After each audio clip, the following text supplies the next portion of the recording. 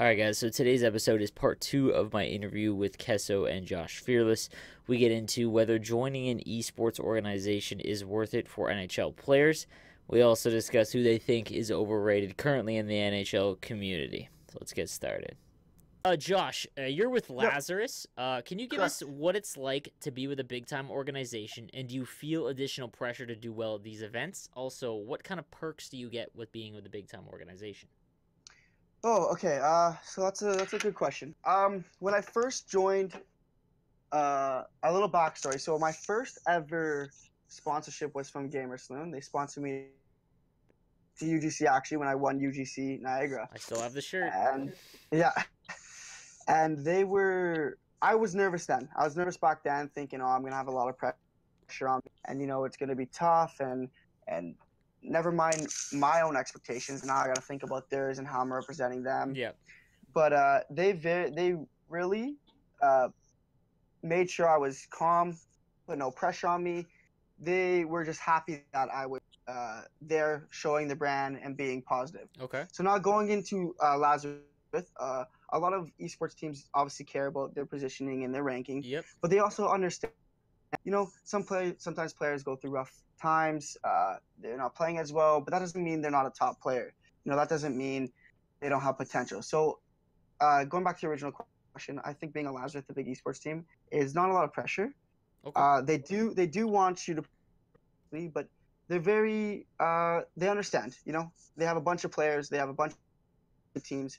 They know how esports, and they don't put a lot of pressure on you. They bring you up, although sometimes they can get mad at you, but overall, generally they're not too bad for pressure wise. So right That was a now, great sales pitch. yeah, Tim. right Sorry. now, no, yeah, right now there's only really two that are in the NHL landscape, and that's Simplicity and Lazarus. And you guys have like, not, oh, I don't want to say an internal like between just your guys' team, but you guys seem to, Lazarus and Simplicity seem to be the only ones really moving into NHL. Do you think that it's worth joining a organization, whether it not be Lazarus, whether it be Simplicity or another major organization? I'm not talking about just a random one, but do you Mhm. think it's worth it to a player, or that's just maybe that hasn't been in in a top NHL competitive for like 5 years? Say it's someone off the top of my head. Would you say someone that's come out of nowhere really recently, like Hockey Kings, for example? Would it be beneficial for him to join either Lazarus or Simplicity or another one, or do you think that they should wait and see what opportunities come about, or do you think that they should just jump right into an organization? All right, good question. So I'm going to answer this with part of the second question that you Okay. asked me that I didn't finish off. So what we get from Lazarus, I don't know if I can speak that in depth. We do get sponsored products, so like Logitech gear and scuff controllers and chairs, DX racers. So that's some benefits of joining a team, right? Mm-hmm. But we also got to keep in mind that some teams, I would say most teams, if you win, they receive some of their earnings Okay. that you are winning. Okay. So for HK or OF in this Yeah. example, Yeah. I would say he needs to be careful in the aspect of if they come to him before he qualifies for a big tournament or a big Yeah. LAN, Yeah. then that is one thing. But he needs to be careful, or other people rise need to be careful. Sponsorships picking them up after they've qualified for a big tournament, because they could just obviously be in it for the money. They get a cut. They know that you have a good chance of winning, and they might just be a little bit about the money. You So saw that with whatever UGC or with Game World Championship last year. There's a lot of guys we that got did, picked up right when they qualified, and then afterwards, I right, would say Rick Chell would be one. I can think off which the top is of my head. which is honestly you can't you can't blame the esports team. Nope, their The business. play their business, right? So you have to know what you're getting into. And another thing to follow up, sorry, you're saying is keep your options open. So one thing that happened to me when I was with Lazarus, sorry, a bigger esports team did contact, and I Really? was yeah. So some of the people, I don't know if I can say their name, but You don't have to. I Don't have guess I to. Don't can. have to. Actually, Uh, wait. Yeah, there's um, no NDA with that. You should be able to say it. yeah, there's so yeah, it should be fine. So Luminosity contact Really? Yeah, some people in the community know about this. I obviously have DMs, but I'm not gonna do No, no, that yeah, right yeah, now. yeah, But yeah. some people know.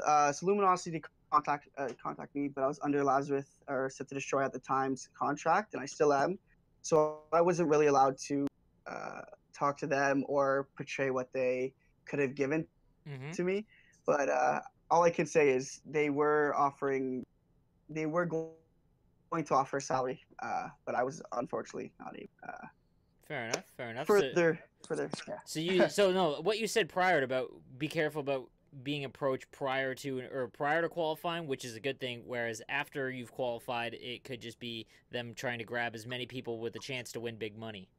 Exactly. So Okay. yes, be careful about that. Okay, no, that's a very good answer because I guarantee you when the $100,000 on the line, you're going to see a lot of guys get picked up that are qualified for the regional lands, and then Of course. might just be dropped. And I think a lot of players they see the big, Lazarus Simplicity, other team names like that, and they just kind of get blinded by the name and the fact that they might not be looking out for their best interests. So that's an interesting take on it. Mhm. All right, Kesso, for older guys that might not be top players anymore, what would you say would be the first thing they should do to get back into it? Whether it just be playing versus leaderboards, hut champs, or practicing the mechanics in practice mode? I think, I mean, obviously, practice the basics, Mm-hmm. but with how active Twitch is and the NHL 19 community, Yep. you could watch Eki stream any day, right? So he's kind of like the benchmark for where you want to be Mm-hmm. because of all of his success, right? So you Mm-hmm. could learn the meta in a few hours just by watching him play. So the first thing I would do is just watch, a few hours of his streams. I don't know if he archives or not. And then go into practice mode, play some random ranked games, try to get into the top 100. And the game doesn't have a huge learning curve if you've already played it, right? So Yeah, I once you know think the it would be skills too. fairly easy just by watching a few hours of video to learn what to do. Fair enough. Fair enough. What do you look for? I like this is the like honestly when I started my channel, why I love the game and why it's a little bit different is I love the AI and how the AI reacts to certain things. What do you look for? Say, a lot of people will look for the goal events, but very few people will look how what led up to the goal. Is there a specific thing that you watch for when you're watching other top players? Like for me, example, I watch how they break in and how they break out, how they handle the forecheck and how they defend, whether it be collapsing a tight point. Is there something a few things that you pick apart specifically when watching a top player? Yeah, there's a few things I notice. So you remember my game against I know I'm talking about myself here, but you No, remember my no, game no, no, against Ple, absolutely, yeah, right? yeah, yeah, So it's like, absolutely. yeah, so people, remember the goals, but the best play I had that game, and it was probably the most skill-based play, was this poke check I had, I think, with 30 seconds left. Okay. So if you go back and watch the video, he was going to do a quick backhand glitch. And if I timed it like a second earlier or a second late, it would have either been a penalty or a goal. So I did that at the correct time. So in tying that back to other players, I like to look for manual defense and what they're doing to limit me from entering the zone. So if you watch somebody like Josh, that guy's clicking on the defender every single time. He's playing aggressive. He's making highly skilled plays.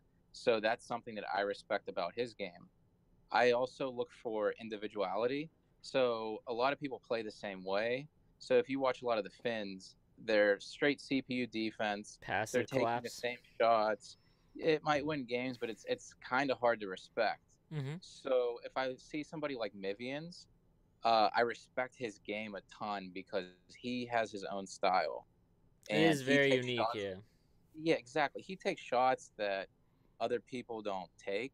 So I like to look for individuality in player styles. Okay, that's actually a unique take. Like I said, like I love watching like break-ins and things like that. Honestly, like the the gap control in the neutral zone to block someone's zone entry, those are the things that can frustrate people the most. And I think watching top players that are very good at it is honestly one of the better things to do when you're trying to get better at the game. Who do you guys think is the most overrated currently? NA or EU? Doesn't matter. Kazu, go first, please. I think there's a lot of great players right now. I don't want to say overrated, but there's some disappointments. For the amount of time that this guy puts into the game, he should be winning or placing in top four every tournament. Sitful. Okay, I Um, agree. Yeah, it's honestly I Yeah. like yeah. it's like what are you doing, man? You play 8 to 10 hours a day, it seems. you have more hours on the game than I do whenever I go. Like he plays the game more than I go to work. It was actually brought up So that there was 60. He has 60 days played. That's half a Already? game. Yeah, that's half. That's half a day. Exactly. So I want to tie that back to you love this analogy. It's point like what was it? What was the golf swing one? You could Oh yeah, so I equated to people jumping into playing Hut and Versus to trying to get better at golf and going to a driving range, and all you're doing is you can hit 300 balls, but if all you're doing is practicing your shitty swing, all you've done is just practice your shitty swing, which is essentially why when people avoid practice mode and actually working on specific mechanics and just playing Versus over and over again, you're not really getting better at the game. True. Okay, and that guy's not even practicing his swing or practicing the same swing. He's playing mini golf. Yep. Okay, like he's not even doing that. Like he's playing so much. Like I don't know what his goals are for the game. Yeah. But he's a great player. Like he's beaten me in the past. I think more than I've beaten him. But if you're putting all this time into the game, why don't you get something out of it? Like you're a great player. You think it's a clutch factor? I don't think it is, man. I have no idea what it is, man. I think it comes down to like trimming the fat. Okay. So how do you spend your hours on the game? I mean, he has enough hours to play every single mode. You know, he can play 30 seasons on be a GM mode, right? Yep. So if I was him, I would stop playing LG. I would stop playing sixes. That's not going anywhere currently. I would play the top few players every single day. And instead of playing those extra, 8 hours at night, like I would watch, some gameplay, maybe watch his gameplay a few hours, like at the end of the night. And if it's not a few hours, at least watch, 1 or 2 of your games at the end of the night, 20 or 30 minutes, see what you're doing, how to improve, and go from there. Like some people play way too much and it doesn't show whenever you actually play against them. Okay, no, that's honestly he's like I'm still relatively new to the community. I've only been really involved for the last year, essentially. And it's always been amazing to me that recently he has not been in the top 4 in like really anything, but whenever I watch one of his games, he's dominating, and it just so happens that he like Josh. Didn't you play him in one of the Caps qualifiers? Sinful? Yeah. I forget which qualifier. There was one where you played him. Yeah, I thought there was one where you had to play him. I'm a bad matchup for him though, but yeah. Okay. I You think that there's something specifically that he doesn't do well? I think he's too creative and not in a good way. So like he will do unnecessary things like did you guys watch the Louis Vuitton versus Nuge game? Where honestly, I was about to say you mean like Nuge. Yeah. So Nuge was definitely the better player. Oh yeah, dominated.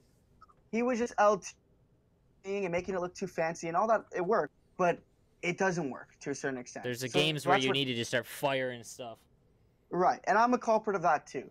But Sifo just does that a little bit too much. He doesn't even he just goes for short side or LTs, Okay. and tries to create too much space, and it just clogs up everything, and he just gets beat, Okay, fair enough. What do you, Josh? Yeah, so it doesn't sound like I'm shitting on him, by the way. He's like a highly skilled player. He's a great player. He just needs to, I don't know, figure something out. Junior pens it up a little bit, mix that in.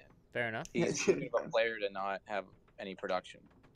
Josh, what about you? Who do you think is overrated? Oh, okay. So originally coming into this, I was going to say Junior Pens. Okay.